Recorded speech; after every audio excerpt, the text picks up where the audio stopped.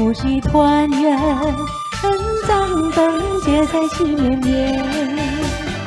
门前贴上了春联，欢乐歌声满人间。万紫千红迎春天，春满人间乐无边。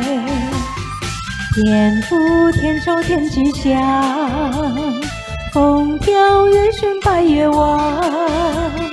家庭美满是回谐和，岁岁平安鸿运当头。身体健康喜业兴旺，花开富贵喜满堂。门前贴上了春联，欢乐歌声满人间。万紫千红迎春天，春满人间乐无边。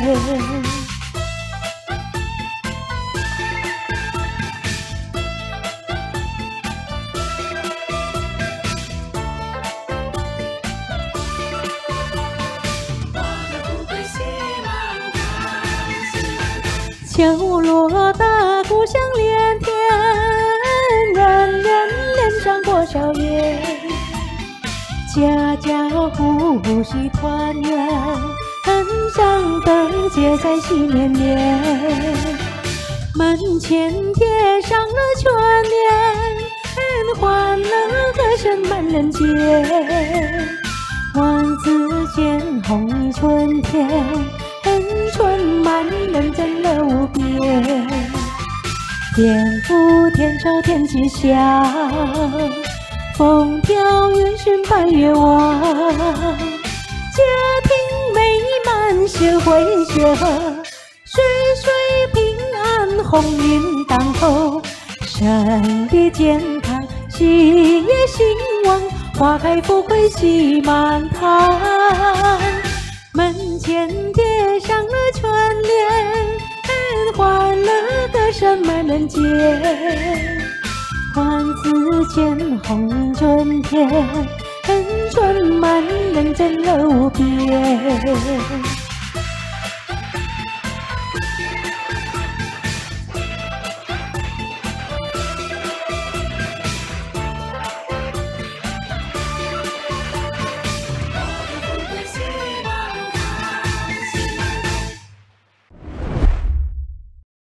Halo semua, selamat malam. Namo Sangyang, Adi Budaya.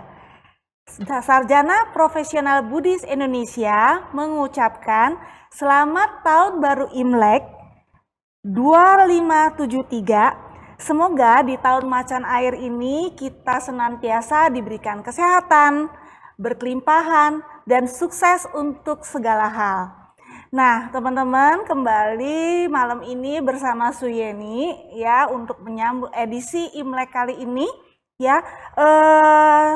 Saya memandu acara Live and Mature bersama CD Channel setiap pukul 8 malam. Teman-teman buat yang membutuhkan dharma, juga membutuhkan wawasan, menambah wawasan yang baru, teman-teman boleh banget di subscribe sama dipantengin setiap hari Jumat pukul 8. Jangan lupa juga dibunyiin loncengnya, karena CD Channel selalu menampilkan acara Live and Mature penuh dengan syarat dharma dan dengan juga informasi yang kekinian banget. Nah teman-teman, acara Live and Mature ini sangat mendukung untuk teman-teman terutama yang butuh konseling. Nah, di sini saya memperkenalkan CD konseling buat teman-teman semua. Bagi teman-teman yang mungkin punya masalah keluarga, masalah hukum, atau mungkin masalah ekonomi, bahkan mungkin masalah psikologi juga, boleh banget silakan kontak ke nomor telepon 0811 987 3300. Dengan senang hati, para konselor kami akan membantu Anda. Anda mungkin boleh bertanya atau membutuhkan bantuan, silakan ya, dan para konselor kami yang memang ahli di bidang masing-masing akan membantu menjawab pertanyaan Anda. Dan itu semuanya free loh teman-teman. Jadi kalau misalnya ada tindakan mungkin baru ada biayanya. Tapi so far selama ini kita selalu memberikan konsultasi secara gratis. Nah teman-teman, untuk edisi Imlek malam ini ya kita nggak jauh-jauh ya. Biasanya kita selalu inget dengan yang namanya kumpul-kumpul ya, dan acara Kyonghi, kunjungan-kunjungan, dan yang paling sering diingat orang tuh angpau. Nah malam ini tema kita adalah kumpul, Kyonghi, dan angpau bersama narasumber yang merupakan salah satu konselor dari CD Konseling juga. Beliau adalah Upasaka Pandita Kolin ya, merupakan Ketua Pusdiklat Agama Buddha Indonesia dan juga pengurus lembaga kepanditaan Dewan Pimpinan Pusat Majelis Budayana Indonesia. Selamat malam Romo Kolin, Namo Buddhaya. Namo Buddhaya. Oke, Romo, ini kita suasananya masih Imlek. Betul. Kita pun masih kostumnya merah-merah ya, Romo. Nah, ini sebenarnya ya yang sebenarnya kebetulan saya juga orang daerah, Romo ya. Jadi kalau Imlek itu di daerah itu tuh ini ciri khas banget untuk orang yang merantau ya, Romo ya. Betul. Imlek di daerah tuh kayaknya tuh ramai. Heboh gitu ya. Oh, kerasa gitu ya. Kok kalau di sini nggak kerasa? Sininya itu di mana sih? Teman-teman nanya nih, sininya di mana? Iya. Tapi Sininya gini. di Jakarta ya. Iya, di Jakarta, di kota gede ya, terutama ya, Romo ya. Nah, tapi sebelumnya ya, Romo ya, supaya teman-teman di sini semuanya juga pada tahu ya. Yeah. Sebenarnya tradisi Imlek itu yang kita udah lakukan mungkin bahkan ribuan tahun, yang bahkan sudah mendunia banget, yang setahu saya Vietnam juga, Korea juga, bahkan Jepang juga kayaknya merayakan juga ya, Romo ya. Betul. Nah, itu sebenarnya tradisi Imlek ini asal muasalnya kayak gimana sih, Romo? Iya, jadi Bapak, Ibu, rekan-rekan sedharma yang ada dimanapun, terimalah salam dalam Dharma, Namo Sangya Adi Budaya, Namo Buddhaya. Iya, senang malam hari ini kita ketemu dengan suasana merah seperti ini ya. Suasana Imlek, dan setiap tahun kita merasa bahagia. Imlek datang lagi nih, angpau datang lagi. Cuman masalahnya angpau kasih atau dapat? Nah, ini persoalannya berbeda nih. Ya. Dapat atau ngasih kan? Kalau ngasih, aduh, agak sedikit gimana gitu ya.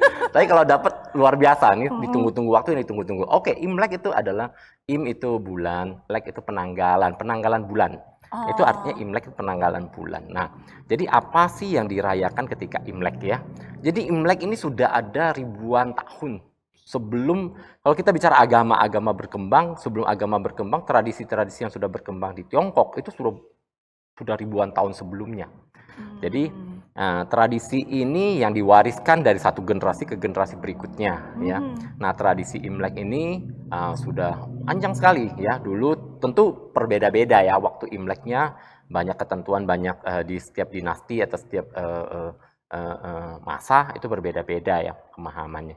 Tapi sekarang sudah di generalisir ya jadi satu ya. Bahwa Imlek itu adalah pada sekitar bulan Januari Februari ya. Nah, ini sudah fix. Nah, penanggalan tadi dibacakan, Imlek tahun ini adalah tahun 2573. Iya. Lihat catatan baru tahu. Iya. Kok bisa sih tahunnya? Dari mana sih munculnya? Kan menarik nih. Iya, menarik ya. Jadi 2573. Jadi kalau di masyarakat kita ya orang Tionghoa ada dua loh penanggalannya. Satu yang 2573, yang satu lagi kalau kita tanya berapa tahunnya? 4719. Loh, baru tahu nih Svieni. Baru tahu. Jadi teman-teman kita yang merayakan dengan tradisi Kongsili ya, Konghucu, ya, itu akan mengambil tahun 2573. Asalnya dari mana? Dari tahun kelahiran Nabi Konghucu. 551 sebelum Masehi. Oke. Jadi 551 kalau teman-teman nih, ya, selamat lagi ngetik WhatsApp. Selamat tahun baru Imlek. Keberapa ya? Bingung ya? Iya. Gampangnya begini. 551, hafal aja 551 tambah tahun 2022. Oh, Beres. nah. Jadi Rumus baru ya 2573 teman-teman rumus. ya. Ya. 551 tambah tahun ini. Ya, oke. Nah, jadi kalau umpamanya yang teman-teman kita di Tao, ya, mereka mengambil tahun mulainya itu dari Kaisar Huangdi. Oh. Wah, itu tahun Itu lebih tua lagi lebih tua, dong. 2697 sebelum Masehi. Wow. Nah, jadi mereka mengambil dimulainya penanggalan Imlek dari Kaisar Huangdi. Sehingga dari 2697 ditambah 2022 dapatlah 4719. Kayaknya itu lebih susah ya. Lebih ini susah. Ya. Tapi Yang yang umum namanya tuh konsili. Kaisar Huangdi itu tuh kayak ini ya, Kaisar Langit bukan ya? Bukan. Oh. Jadi kaisar boleh dibilang kaisar yang di Tiongkok ya, kaisar awal yang mengajarkan dinasti awal ya, betul, Romo ya. bercocok tanam, banyak sekali budaya-budaya yang dia tekankan di sana. Jadi rakyat Tiongkok sangat berterima kasih kepada kaisar ini. Oh, oke. Nah, jadi kalau kita bicara Imlek ini pada dasarnya apa sih? Ya, di Tiongkok kita mengenal 4 musim. Betul ya? Iya. Ingat nggak, hafal kan nih? Iya. Musim semi, musim semi. awal, terus habis itu musim panas, betul. musim gugur, sama musim dingin. Betul. Romo. Nah, musim ini kalau di Tiongkok dibagi menjadi 2 bagian, yaitu Yin dan Yang. Oke. Yin Yang. Ya, jadi Yin itu dingin, Yang itu panas ya. Yin itu lembut, ini keras ya. Jadi 2 musim nih, yaitu namanya musim semi dan musim panas, itu masuk pada kelompok Yang. Oh, oke. Ya. Kan karena semi itu bertumbuh yang itu tuh memang panas ya. Oke. Gugur dan dingin tuh Yin.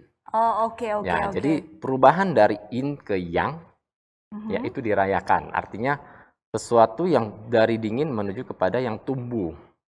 Perubahan musim. Oke. Nah, perubahan musim makanya disebut sebagai perayaan musim semi. Kayaknya juga Imlek. abis dingin-dingin gitu ya. Betul. Terus ketika masuk ke musim yang bertumbuh itu kayaknya happy juga Betul. ya. Nah, buat petani, merayakan. buat apa ya gitu nah, ya. Kemudian atas inisiatif dibuatlah satu penanggalan yang tetap atau penanggalan ini dibuat di Januari Februari. Di sana digunakan sebagai acuan bagi, kalau di Tiongkok ya, bagi rakyat Tiongkok untuk mulai start bercocok tanam. Jadi mereka menanam di musim semi, nanti panennya di musim panas. Dan perayaan ini berlangsung 15 hari, perayaan Imlek. Oh, itulah yang disebut namanya setelah 15 hari kemudian itu Cap Gome ya? Cap Gome, betul. Nah, kalau kita bilang mudik di Indonesia udah gede kan, Lebaran kan, besar ya. Nah, kalau mudik di Tiongkok lebih besar lagi ya. Mudiknya sekarang nih. Oh, gitu. Pas deket jadi pas Imlek. mereka mudik waktu Imlek terus waktu udah mau menjelang Cap Gome mereka balik lagi ya. Ya, 15 hari perayaannya untuk merayakan datangnya musim semi Tiongkok. Jadi ini sebenarnya perayaan. Perayaan buat semua gitu loh. Jadi kalau ada yang bilang ini perayaan ini agama, termasuk agama apa? Ini adalah perayaan orang Tiongkok. Tadi dikatakan kenapa ada di Vietnam, di Jepang. Boleh dikatakan lebih dari 1/5 penduduk dunia ini merayakannya ya. Orang Tionghoa. Oh iya, Romo istilah kata mama saya, di mana ada matahari terbit di situ ada orang Tionghoa. Jadi karena di semua negara dimanapun, kalau kita bilang ada pecinannya kan? Iya, ada Chinatown-nya. Chinatown-nya di Amerika di mana-mana ada, sehingga perayaan ini jadi semarak karena semua orang Tionghoa dimanapun dia berada, yang masih memiliki kultur budaya atau akar budayanya Tionghoa gitu ya, ya ayo rayakanlah. Ya, perayaan ini perayaan buat kita semua gitu. Tanpa ada sekat itu. Kenapa perayaan Imlek ini terbebaskan dari yang namanya unsur agama segala macam, karena ini adalah perayaan menyambut sebuah musim. Ya, perayaan kebahagiaan bagi semua orang Tionghoa di seluruh dunia. Intinya begitu Imlek ini. Nah, Romo, kan kalau Imlek kan tadi bahas tentang mudik. Kan ujung-ujungnya mudik itu mereka sebenarnya mau ngumpul ya, Romo ya. Mau ngumpul rame-rame. Terus masih inget banget kalau saya waktu di Palembang gitu ya, Romo ya, ngumpul tuh sama mama masak segala macam. Malam Imlek kita makan bersama. Terus udah gitu tuh ada tradisi-tradisi yang juga kita kunjungan segala macam, dan jujur aja saat ini saya sudah mulai tidak terasa di Jakarta. Nah ini Romo ya, ini kok maksudnya tuh kan tadi kan udah dibilang ini perayaan untuk seluruh umat Tionghoa seluruh dunia. Tapi kenapa di kota gede, kota besar kayak Jakarta yang saat ini, kayak rasa itu makin menipis. Beda ya? Iya, feel-nya tuh beda banget, Romo. Ada satu hal menarik, orang budaya Tionghoa sangat menekankan kepada yang namanya penghormatan pada leluhur. Ya, atau kekerabatan itu sangat-sangat ketat. Contoh misalnya, kalau di sini ya, kita ketemu orang yang lebih tua, anak kita pasti panggilnya apa? Tante, om, selesai kan? Semua tante, semua om. Iya, iya. Ya. Tapi kalau Tionghoa, orang Tionghoa, panggil kokonya mama apa? Cucu. Cucu, ya kan? Kalau dari papa? Apa? Lain lagi kan? Kalau di sini kan om semua. Iya, semua iya, om, iya. ya kan? Nanti ada tuaku, jiku, saku, dan seterusnya kan? Iya, iya, iya. Ada ako. Sebutannya semua berbeda loh. Sadar nggak kalau kita diajarkan dari kecil di daerah ya, diajarkan dari kecil melihat struktur, ya generasi itu sangat teratur. Ada akar strukturnya, ya sampai ke titik-titik bawah, sehingga penghormatan kita mengenal saudara-saudara kita bukan hanya om dan tante, tetapi kita mengenal sampai pihak mana. Ini dari pihak mana, ini dari pihak mana.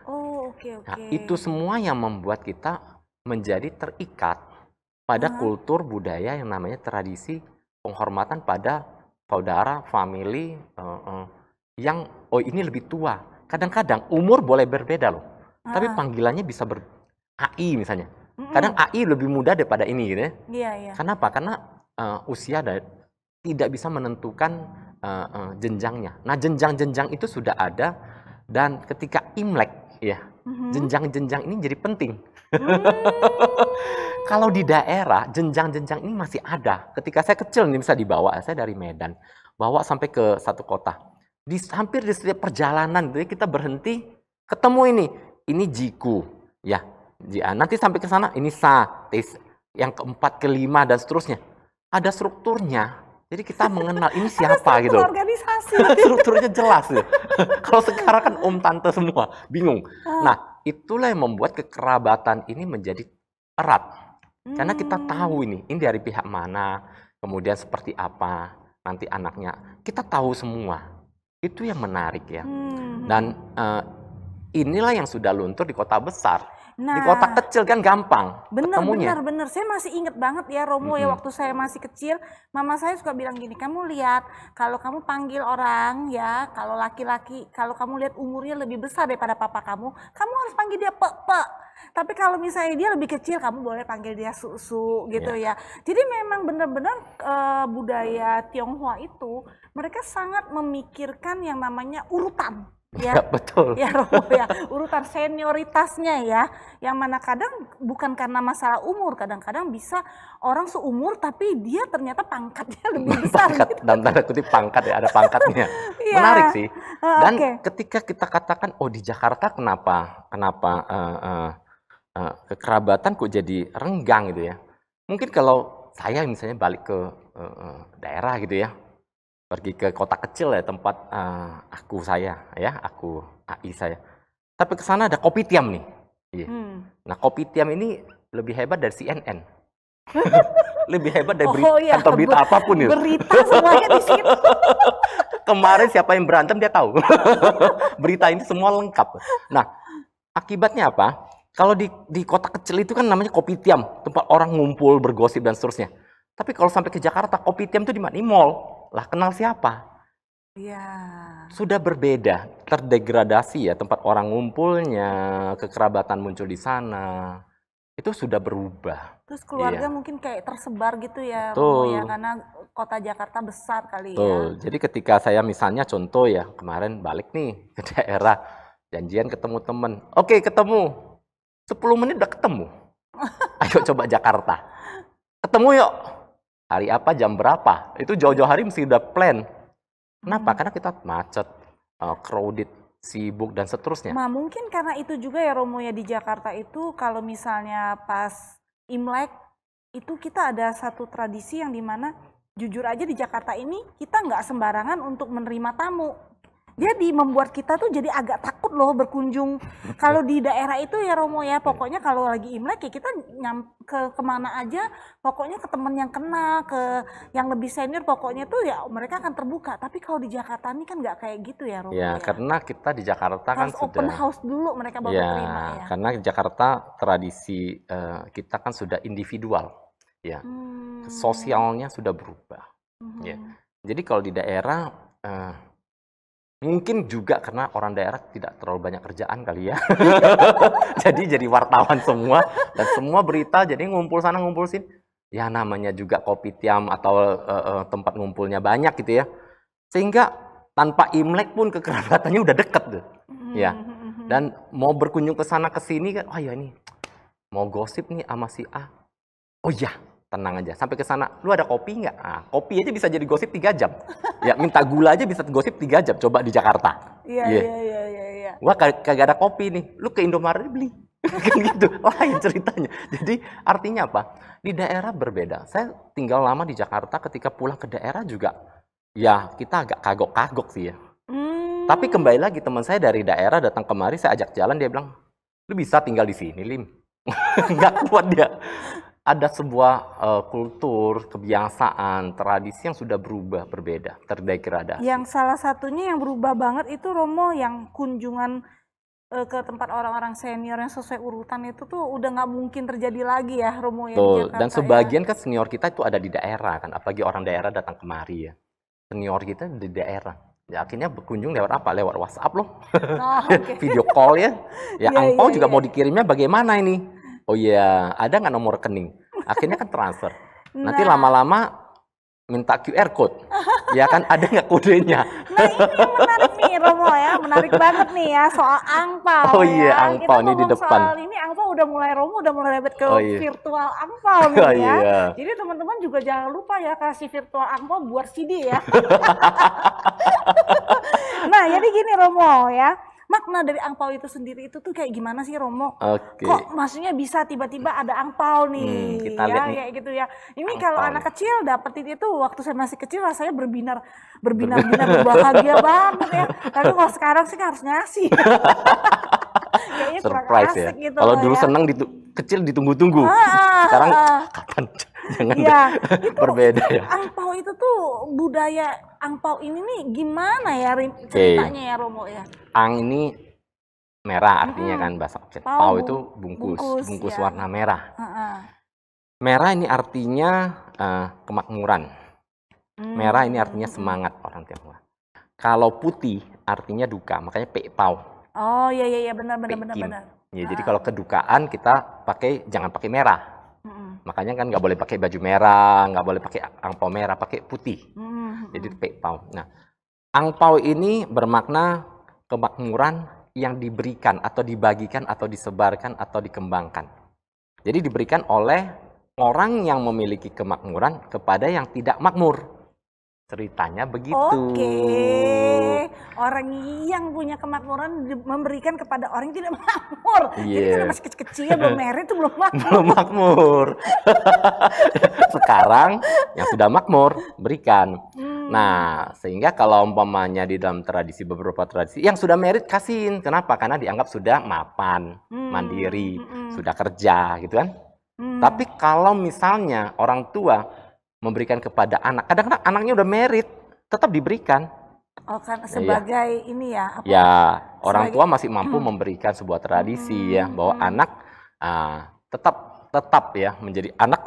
Kadang-kadang kalau orang tua anak mau umur 50-60 tahun juga tetap masih anak. Tetap anak ya. Mau tua sama tua umurnya, tapi orang tua merasa dia anak, saya bisa berikan.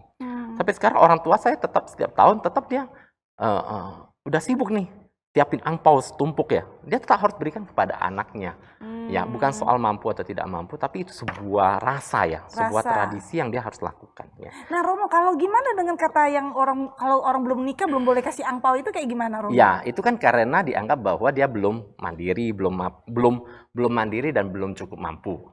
Tetapi kalau pengertian saya ya, angpau ini karena kemakmuran harus diberikan bukan hanya kepada orang yang lebih muda gitu ya. Bahkan orang-orang tua yang tidak mampu. Itu kita wajib berikan angpau buat mereka. Kita berikan kemakmuran buat mereka. Kita berikan kebahagiaan, kita berikan semangat kepada mereka. Jadi kalau saya mungkin lebih modern ya. Ya tidak harus tunggu merit. Kalau sekarang sudah mampu ya. Kita punya kemakmuran yang lebih. Kenapa tidak kita angpau, kita berdana. Anggap aja kita create karma baik ya. Betul. Ya. Nah, kita berikan kepada saya, lebih tua masa saya nggak boleh kasih. Kalau dia tidak punya kemampuan, kenapa kita tidak kasihkan gitu. Jadi anak-anak sekarang banyak kan yang sudah bisa cari uang gitu. Iya, zaman online. Iya, anak-anak muda, miliuner. Ya, Romo ya, ada yang jual NFT-nya aja berapa M. Iya. Makanya kenapa orang seperti itu tidak punya hak untuk berbagi. Menurut saya malah mereka harus diajarkan untuk berbagi. Karena angpau ini adalah sebuah simbol kemurahan hati kita untuk berbagi kebahagiaan dan kemakmuran agar orang lain mendapatkan juga limpahan kemakmuran kita. Intinya ingat ya teman-teman ya, ternyata angpau itu bukan berarti harus ada aturan gimana, tapi dalam sisi positifnya adalah kita berbagi kebahagiaan ya. Ya, tapi kalau tanya orang-orang tua pasti ya, masih tradisi pasti dia harus ini harus itu. Tapi kalau kita sebagai orang yang sudah memahami dharma bahwa siapapun berhak berdana. Kalau saya lebih condong melihat angpau ini adalah kesempatan kita untuk berdana. Oke. Nah, Romo, kan kalau Imlek itu kan kita biasanya selalu mengingat hal-hal yang baik nih. Kayak misalnya contoh kayak mama saya, pokoknya kalau lagi Imlek nih nggak boleh nyapu ya. Terus sudah gitu nggak boleh marah-marah. Pokoknya nggak boleh ucapin kata-kata yang nggak baik gitu ya. Jadi ada beberapa aturan juga, tapi orang juga nggak boleh ikutan Imlek. Misalnya saya agak kurang ngerti juga, kurang paham orang yang lagi kondisi ada keluarganya yang lagi berduka, terus dia nggak boleh ikutan Imlek, nggak boleh pakai baju itu tuh baju merah gitu, itu tuh kayak gimana ya Romo ya itu ya penjelasan biar teman-teman paham di sini. Dari zaman dulu kita semua terikat pada banyak aturan yang dibuat oleh manusia juga. Ya, setiap masa punya aturan atau punya sebuah kondisi yang berbeda gitu ya. Ya. Dan setiap masa itu punya sebuah konsep-konsep tentang hidup yang nilai-nilai hidup yang berbeda. Ya. Zaman dulu di mana orang melihat kematian adalah sesuatu yang sifatnya sangat sangat in. Jadi itu harus kadang dirayakan sampai bertahun-tahun gitu kematian kan. Ya, kalau dulu waktu kecil kita pakai itu kan, pakai H gitu kan. Terus istrinya nggak boleh sekian tahun 3 tahun dan seterusnya nggak boleh pakai baju yang warna merah dan seterusnya. Tapi kan zaman berubah, ya manusia berkembang, ya kita hidup pada kondisi-kondisi yang berubah. Ya. Kalau kita tidak berubah, maka kita akan tergerus oleh zaman. Jadi mana yang baik dan masih bisa dipertahankan, fine kita pertahankan. Tetapi beberapa bagian yang memang harus ada sedikit perubahan atau harus penyesuaian kita sesuaikan. Contoh misalnya mau pergi kerja, 3 tahun nggak boleh pakai baju yang merah mewah dan seterusnya. Problem. Kerjanya di banknya seragamnya baju merah gimana, Romo? Iya, jadi banyak sekali penyesuaian yang harus kita lakukan ya.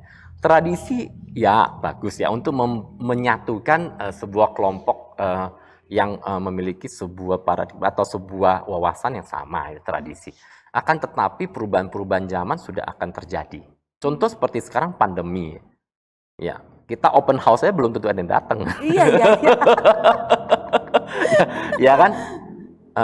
Coba lihat sekarang ya. Ada satu video kemarin menarik kan tentang metaverse ya, di mana pakai kacamata terus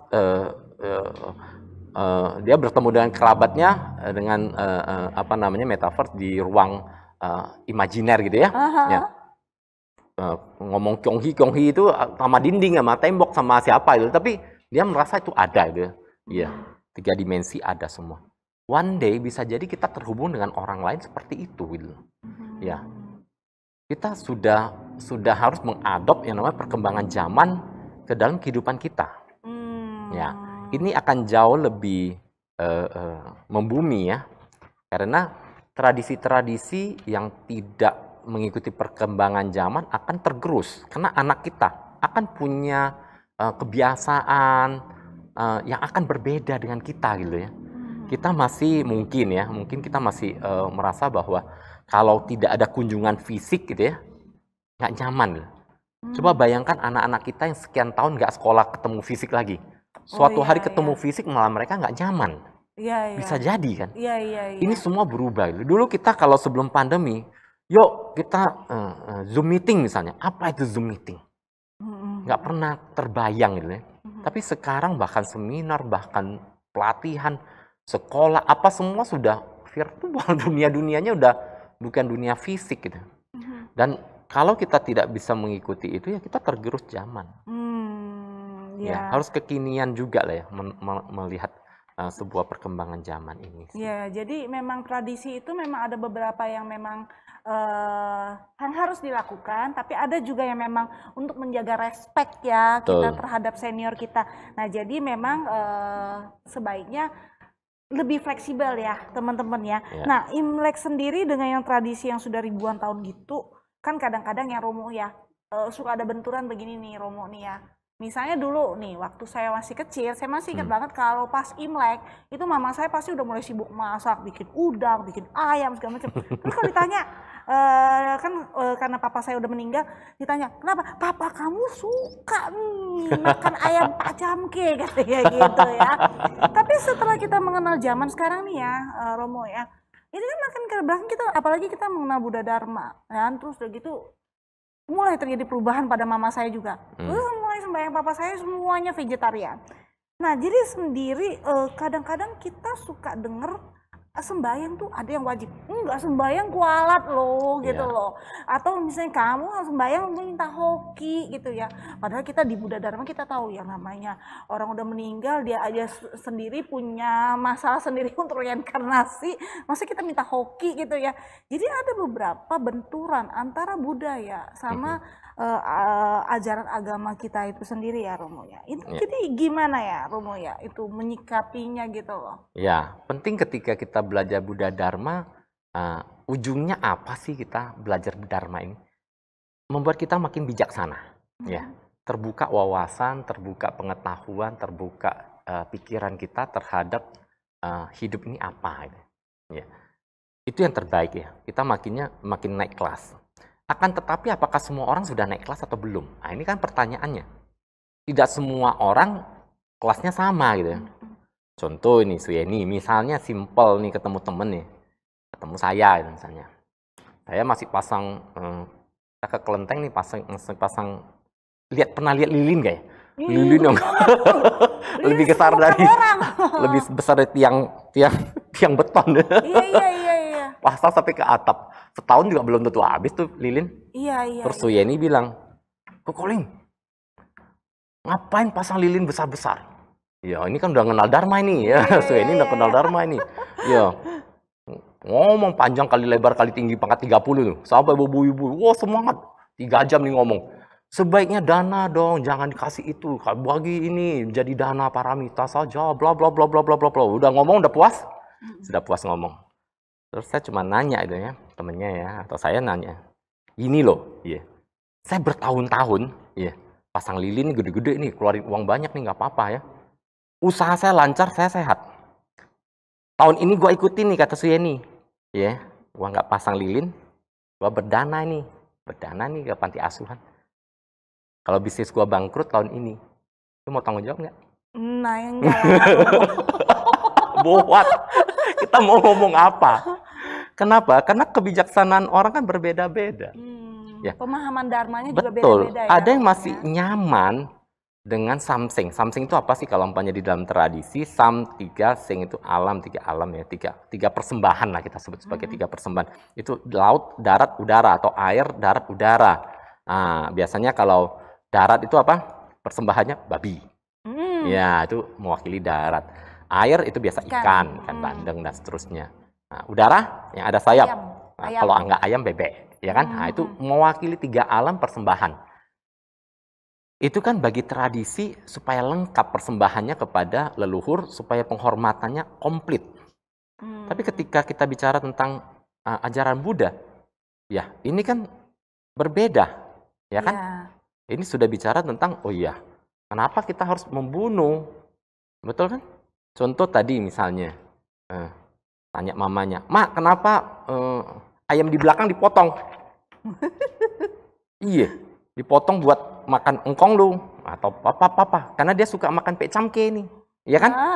Oke, tiba-tiba tengah malam nih, misalnya ya, ini dapat mimpi nih, iya, mimpi dari engkongnya datang, iya, ngomel-ngomel, iya, ini gimana sih?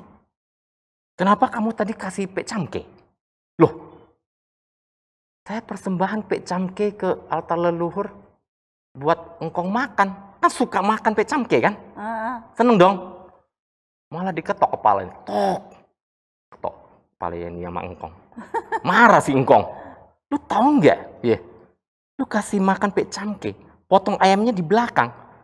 Itu ayam engkong, lahir jadi ayam. Lu potong, kasih makan engkong. Jadi engkong makan ayam. Engkong juga. Engkong makan engkong. Kalau dalam tradisi Buddhis bisa terjadi nggak? Bisa. Bisa. Tapi kalau kita bicara tentang tradisi Tionghoa, ya, yang masih agak old gitu ya, dia mereka nggak percaya itu. So siapa yang benar, siapa yang salah? Ini tidak ada yang benar, tidak ada yang salah. Ini hanya masalah sejauh mana pemahaman Dharma setiap orang itu berbeda-beda. Bagi kita yang sudah memahami, oke, vegetarian, ya kan? Bagi yang belum memahami, dia bilang nanti ya tengah malam kasih mimpi buruk lo, marah-marah. Seumur umur engkau nggak pernah makan vegetarian, makanya daging. Lu kasih vegetarian, ngomel gimana? Siapa yang tanggung jawab? Dan seterusnya. Jadi ketakutan itu muncul dari sebuah ajaran-ajaran yang memang sudah turun temurun. Dan untuk merubah itu ya butuh waktu. Dan saya kira nanti anak cucu kita mungkin sudah berbeda lagi. Ya, kita masih ada sio kimchua gitu. Jangan persembahannya virtual lagi, Rum. Virtual, betul. Iya kan. Nanti pertemuannya ya pertemuan di metaverse gitu ya. Iya. Terus cengbengnya juga pergi sembahyang kuburan virtual juga semua. One day kita nggak tahu, who knows lah. Kita nggak tahu. Perkembangan zaman seperti itu sih. Nah, jadi teman-teman ya, jadi kita di sini kalau kita dengar dari ngomongan Romo ya, bahwa kita harus cukup bijaksana, apalagi terutama kita memperdebatkan tentang hal itu ya Romo ya, karena kalau setiap saya orang bilang kebijaksanaannya beda-beda. Tidak perlu diperdebatkan, kalau mereka belum sampai ke tahap pemahaman itu, kita paksain juga percuma. Iya, jadi biarkan aja ya Romo ya, terhadap mereka apa yang mereka percaya ya. Gitu. Saya kasih contoh misalnya, mama saya dulu waktu saya kecil bakar kimchua-ginchua. Ya, sekarang kan justru udah nggak bisa, nggak dilarang katanya. Ya masih ada juga kan. Iya, tetapi butuh waktu, butuh proses membuat mereka menyadari bahwa kimchua-ginchua bisa dikonversikan gitu ya. Uang yang untuk beli kimchua-ginchua bisa dikonversikan untuk function misalnya. Ya bisa untuk berdana, beri beras dan seterusnya. Nah, tetapi untuk membuat perubahan pandangan ya dari sebuah konsep yang tradisi ya ke konsep yang Buddhis, ini kan tidak mudah, butuh proses, dan itu kita harus cukup sabar, harus sabar, nggak bisa maksa juga. Makin dipaksa kadang-kadang orang makin membenci kita karena kita maksain sesuatu yang tidak sesuai dengan dia. Ya, apalagi kalau praktis mereka dimimpiin lagi ya Romo. Nah Romo ya, ada saran nggak ya? Ini jujur aja saya sendiri udah mulai nggak gitu kerasa kalau Imlek di kota besar. Dan yang saya paling takutkan generasi yang di bawah saya, anak-anak saya pun udah mulai ngerasa Imlek ya baju merah dan angpau saja gitu loh. Nah buat Romo bisa nggak memberikan saran supaya terutama buat teman-teman yang dengar, apalagi teman-teman yang di generasi muda ya, supaya budaya kita itu tetap terpelihara, nggak luntur gitu loh ya, dan terutama generasi ke depan untuk tetap yang baik diambil, respeknya tetap ada. Itu gimana Romo? Silakan Romo. Semua kembali kepada tradisi di dalam rumah yang kita jalankan. Anak itu akan melihat apa yang kita lakukan. Mereka mencontoh. Kalau kita sendiri sudah melupakan, otomatis anak tidak akan pernah belajar. Sebisa mungkin hal-hal positif itu kita tetap praktekkan. Contoh sederhana, setiap tahun, setiap Imlek, anak-anak saya, semua keluarga saya pasti sudah tahu kita ada acara Paikui, bersujud. Contoh seperti itu. Ya. Itu sudah otomatis, gitu ya. Ketika saya perkenalkan, ya, bersujud ya, ketika married kan, sudah married, di keluarga istri saya kan tidak ada tradisi itu. Pertama kali saya bawa ember, bawa kain lap, datang ke rumah dia pada saat Imlek, diketawain. Loh, apa-apaan bawa ember? Ini siapa? Menantu baru bawa ember. Imlek orang bawa angpau, ini bawa ember. Bawa ember, bawa kain lap. Ya. Mereka ketawa-ketawa gitu. Terus saya bilang ya, saya terbiasa tradisi untuk cuci kaki orang tua ya. Orang tua, mertua, dan saya akan paikui untuk itu. Ya. Ya, yang mau ikut fine, kalau nggak mau ikut ya saya sendiri. Oke ya. Ya, mereka terdiam dan akhirnya semua ikut. Ya. Bayangkan, selama bertahun-tahun mereka tidak punya tradisi itu. Gitu. Ketika paikui pertama, mertua saya nangis. Semua nangis gitu, bahwa feel-nya itu ada gitu. Setahun sekali itu mesti rasakan feel itu. Ya. Dan ketika kita praktekkan konsisten, ya setiap tahun ini sudah menjadi tradisi di keluarga mertua saya gitu. Ya. Akhirnya memberikan contoh tradisi yang positif ya, gitu ya Romo ya. Anak-anak akan mencontoh itu juga kan. Kalau kita tidak lakukan, so mereka mau mencontoh siapa? Jadi maksud saya adalah tradisi-tradisi yang masih bagus, yang betul-betul bisa kita wariskan, kita harus ajarkan. Tidak bisa kita minta mereka belajar sendiri, karena mereka melihat apa yang kita lakukan. Jadi kalau kita merasa penting untuk meneruskan tradisi ini kepada generasi berikutnya, maka kita harus berusaha memberikan contoh yang baik, yang positif, yang bermakna, dan ketika mereka melihat itu sesuatu yang positif dan bermakna, mereka akan teruskan. Itu saja sih, simple. Oke. Nggak terasa Romo, oh, iya. Kita waktunya. Bukannya baru mulai nih. Kalau ngobrol ya. Kalau ngobrol tuh ya Romo ya lupa waktu Romo ya. Aduh, benar-benar, tapi benar-benar ya malam ini teman-teman kita belajar banget ya, banyak banget ya. Ini apa tuh yang terakhir ini benar-benar menyentuh ya gitu ya. Kepikiran juga loh ya teman-teman, Imlek kita sungkem ya, maksud itu paikui sama orang tua ya, bukan cuman hanya minta angpau ya. Yang diingat Imlek angpau ya gitu ya, tapi kita juga harus respect atas jasa-jasa orang tua yang sudah melakukan apapun buat kita gitu loh. Dan kita harus memberikan contoh ya teman-teman ya, buat para anak-anak kita, terutama generasi muda yang akan meneruskan juga jejak-jejak kita. Nah teman-teman, sekali lagi saya akan mengingatkan teman-teman ya, jangan pernah lupa, mumpung lagi Imlek ya, ini jangan lupa sisihkan angpau buat CD ya, supaya kita tetap bisa meneruskan Dharma ini, kita juga tetap bisa melanjutkan roda Dharma ini dengan lebih lancar lagi. Dan juga teman-teman jangan lupa juga bahwa kita punya CD konseling. Yang mau konseling silakan nomor telepon 0811 9873 300 ya. Dan untuk kali ini juga sekali lagi kami juga mengucapkan dari Sarjana Profesional Buddhis Indonesia mengucapkan selamat Hari Raya Imlek ya. Dan kita semoga semua makhluk yang ada di dunia ini ya Romo ya akan berbahagia ketika menyambut tahun macan air ini. Dan sebelum ya kita tutup ya acara malam ini ya, kita juga akan terutama berterima kasih dulu sama Romo. Jangan sampai lupa. Romo makasih banget atas wejangan, bimbingan, terus sharingnya yang benar-benar menginspirasi kita semua. Banyak hal yang tadinya kita nggak tahu, akhirnya kita jadi tahu ya teman-teman ya. Terutama angka Imlek tinggal tahun ini tinggal tambah 551. Itu saya paling ingat. Yang satunya saya nggak ingat. Nah ya teman-teman, makasih banget Romo atas sharingnya, dan semoga Romo juga Macan Air ini sehat-sehat selalu ya. Terima Romo, kasih. ya. Banyak rezekinya, angpaunya berlimpah Romo.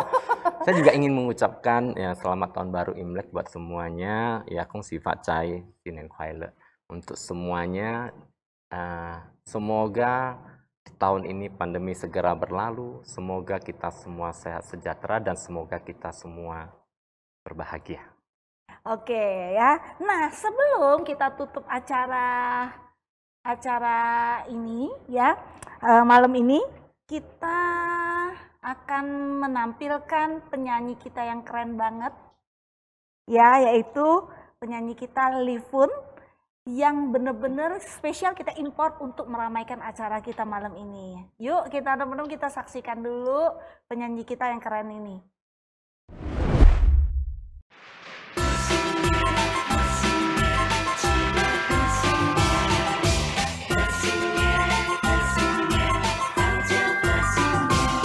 新年祝新年，新年啊年年年，爆竹声声醉人想又年。新年祝新年，新年啊年年年，岁月悠悠光阴如箭，回首万事如烟，痛苦心酸，期望纵情，万事如新年祝新年，新年啊年年年，愿大家都过个太平年。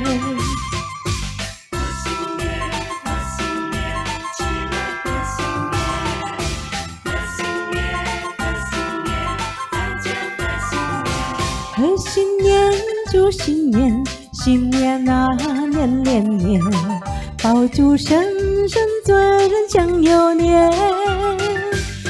新年祝新年，新年啊年年年，岁月悠悠光阴如箭，回首万事如烟，痛苦心酸，期望纵情，万事如愿。新年祝新年，新年啊年年年，愿大家都过个太平年。